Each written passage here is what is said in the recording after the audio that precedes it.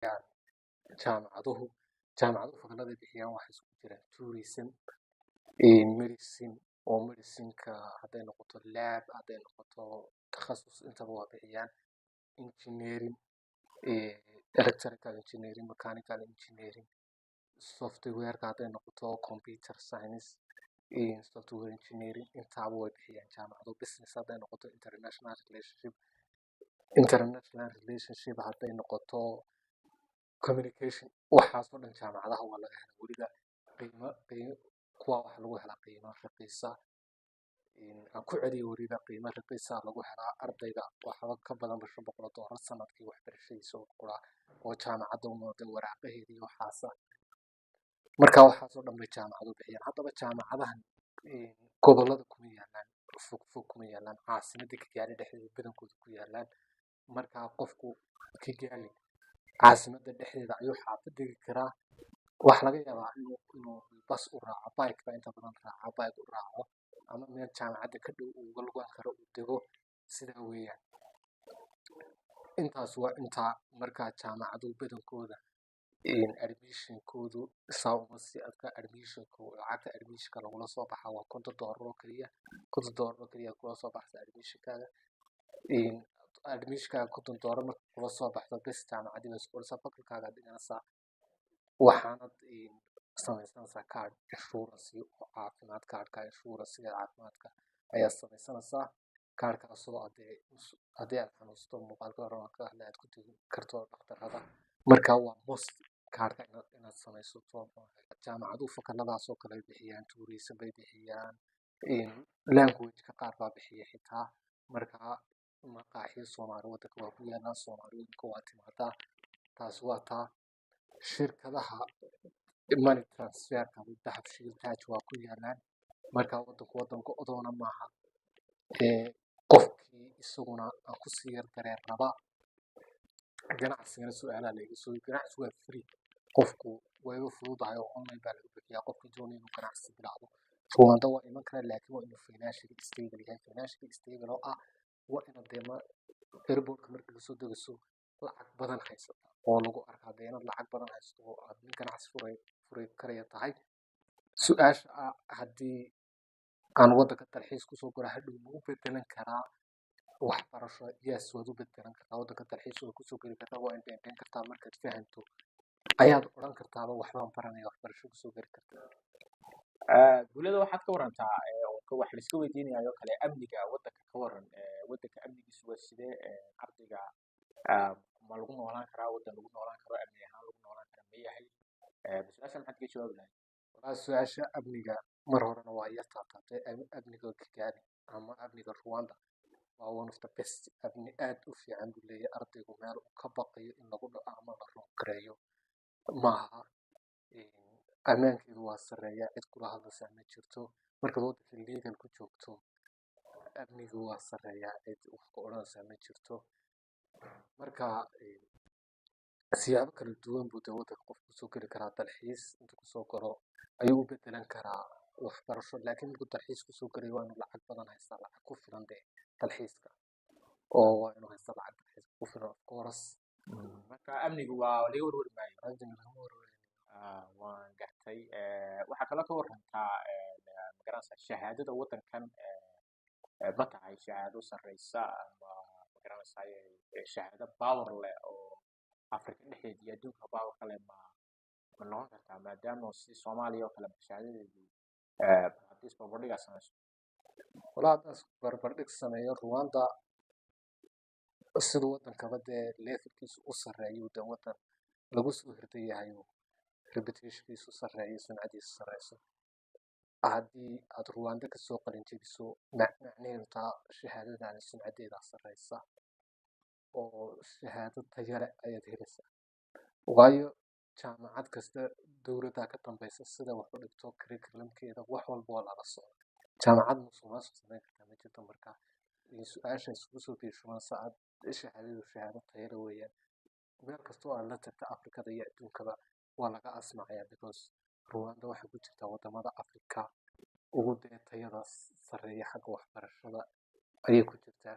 marka waxbarashadu waa waxbarasho curriculum adag leh oo si fiican ardayda wax loo baro oo ardayda la daraaseeyo.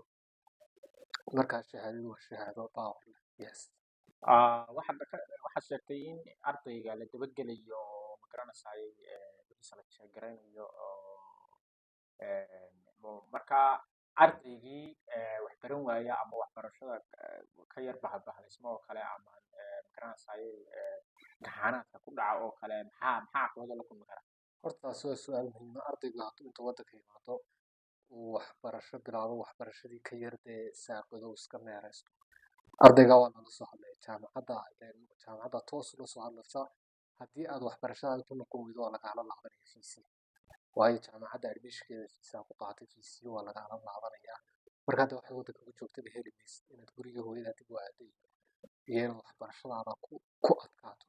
Ruwaanda wax ka dhexeeya ma jiro. Ruwaanda ila meerayso inkama jirto. Waa inaad ahaatay straight. Haddii aad meeraysato jaamacaddu wax ku oranaysa haddaad xanuunsan tahay waa inaad soo sheegtaa. waayahay waan gartay halkaa waxaad ka warantaa ardaydu maxay caqabado kala kulmaan cuntooyinka oo kale maadaama aynu waddanka kale cunto duwan nahay oo aan Soomaali inagu nahay maxaad is leedahay caqabada cuntada marka ardayda maxaa sidee caqabad ugu ka noqon karta cuntooyinka?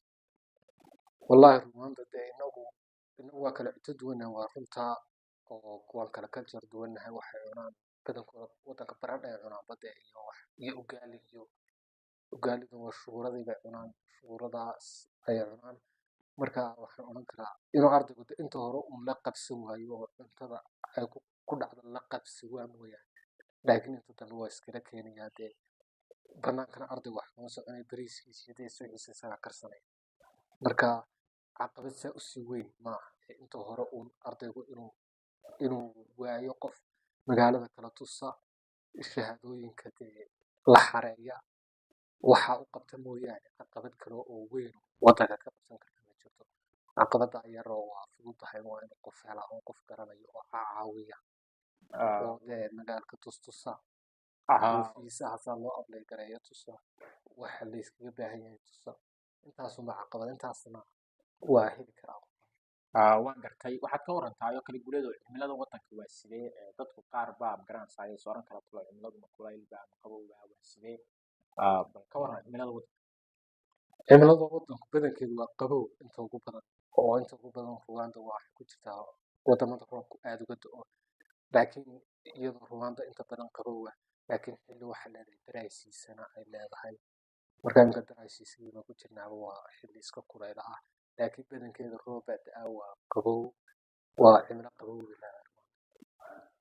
waan gartay waxaa kale guulada ka warantaa dadka ruwaandiiska ma dad friendly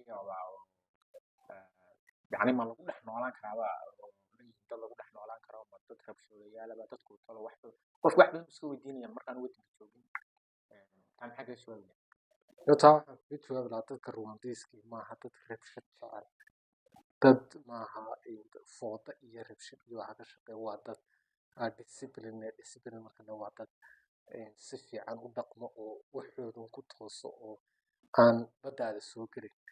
marka laakiin waa dad inta badan xidhxidhan oo furfurno, marka waa lagu dhex noolaan karaa. dad waxa weeyaan aan cunsuradi iyo waxa aqoon oo aan dadka dhicin oo aan dadka dhibaato u geysan oo ma yaqaanaan dhac iyo waxaa boob iyo waxaa ma yaqaanaan. waa dad iyo tuuganimo iyo banaanka lagu baadhayo waxaas ma jirto.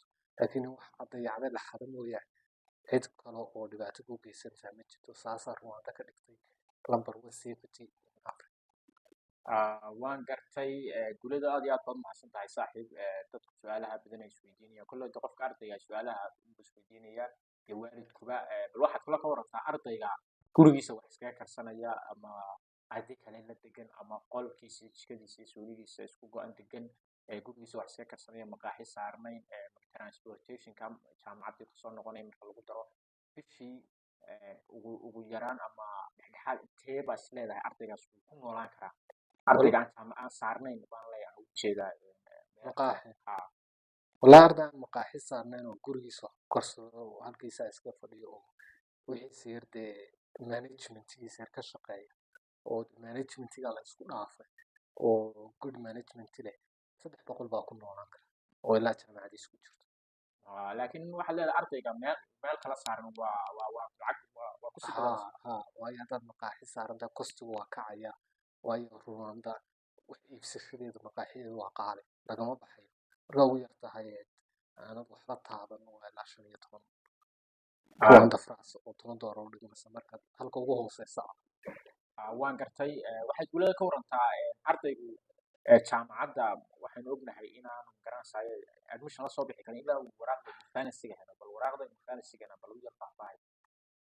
warqadda equivalency waa warqad ruwaanda qofka aan educationkiisa ruwaanda ku qaadan ayaa looga baahan yahay waraaqda la yidhaahdo equivalency oo dhibcahaagii aad high schoolka kusoo qaadatay ayaa la convert garaynayaa oo loo bedelayaa systemka Rwanda marka waxay tusisaa waxa la gelinayaa systemka Rwanda educationka marka waraaqdaas si aad u hesho waa inaad transcriptkaaga ayaa diraysaa marka meel eramba la yidhaahdo kale ayaa lagaaga xareynayaa transcriptkaaga oo ah dhibcahaagii iskuulka ayaa loo baahan yahay si aad warqadda u hesho marka warqadaasina waa muhiim warqaddaa la'aanteed waa su'aal wanaagsan warqaddaa la'aanteed jaamacadda ma gelisid laguma qorayba marka warqaddaas waxa looga baahan yahay qofka aan Rwanda wax ku baran ee dibadda kusoo bartay ayaa oo Soomaaliya kusoo bartay ayaa dhibciisii high school kusoo qaadaya waa loo apply gareynaya marka dhibciisii iskuulka ayaa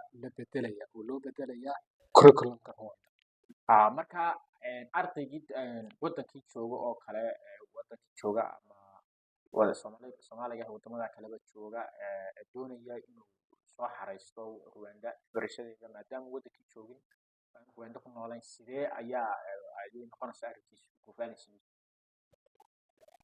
wallahi taa mar horena waa ka jawaabeena ugu celiye qofkii hadda aanu da wadankii joogin waa inuu daydayaa dee cid uu wadanka ka garto oo dee qaraabo ama saaxiiba oo ka caawin karta intaasaynu ayaan taa ka leeyahay waayo qofku haddii uuna cidna ka garanin dee waa ku adkaanaysaa laakiin waa inuu cid garta marka waxa leedahay waa inuu cid halkan friends ama family ama cid kaleba waa inuu la soo xiriiri karaa ها oo uu loo xareyn karaa قف transcript la'aana lama xareyn karo transcript la'aan lama xareyn high schoolka dhibcihii 4 sano high schoolka waa inuu waa inaad dhibcaaga high schoolka haysataa si aad waraaqda equivalency-ga ah u hesho warqadda haddaad weydana jaamacad Rwanda kama gelayso aad iyo aad baad u mahadsantahay guuleed aad iyo aad ba saaxiib ku salaam aad baan ugu salaamayaa saaxiib la socod wanaagsan